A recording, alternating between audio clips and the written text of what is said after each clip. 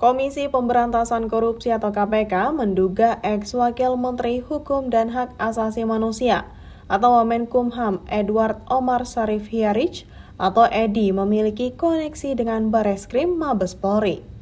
Wakil Ketua KPK Alexander Marwata menyebut, jaringan inilah yang membuat Edi bisa menjanjikan Helmut Hermawan lepas dari kasusnya dan mendapatkan surat perintah penghentian penyidikan atau SP3.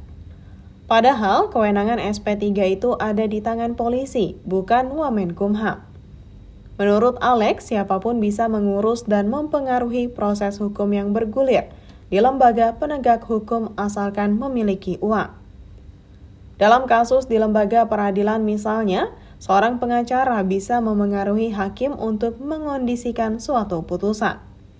Alex mengungkapkan proses hukum tidak saja ditentukan oleh aparat penegak hukum yang menangani suatu perkara.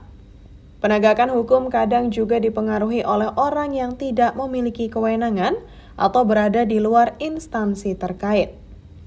Adapun Helmut merupakan Direktur Utama PT Citra Lampia Mandiri atau CLM, perusahaan tambang nikel yang tengah menghadapi sengketa kepemilikan perusahaan. Helmut ditangkap Direktorat Reserse Kriminal Khusus atau Direskrimsus Polda Sulawesi Selatan pada 22 Februari lalu. Ia ditetapkan sebagai tersangka dugaan tindak pidana pemegang izin usaha pertambangan atau IUP. Untuk mendapatkan SP3 itu, Helmut membayar 3 miliar rupiah kepada Edi. Adapun kontak Helmut dengan Edi dimulai ketika pengusaha itu mencari konsultasi hukum terkait AHU. Ia kemudian mendapat rekomendasi untuk menghubungi Edi. Pertemuan kemudian digelar di rumah dinas Edi pada April 2022 yang dihadiri asisten pribadinya bernama Yogi Ari Rukmana dan pengacara bernama Yosi Andika Mulyadi. Edi lalu menugaskan Yogi dan Yosi untuk menangani persoalan itu.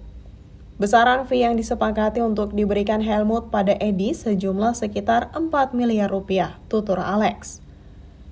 Dalam perkara ini, KPK menduga Edi dan 2 anak buahnya menerima suap dan gratifikasi dari Helmut sebesar 8 miliar rupiah. Sementara 1 miliar rupiah lainnya diberikan Helmut kepada Edi untuk keperluan pribadinya. Uang itu diduga digunakan Edi untuk biaya pencalonan Ketua Pengurus Pusat Persatuan Tenis Seluruh Indonesia atau PPPLT. KPK kemudian menetapkan Helmut sebagai tersangka dugaan pemberi suap.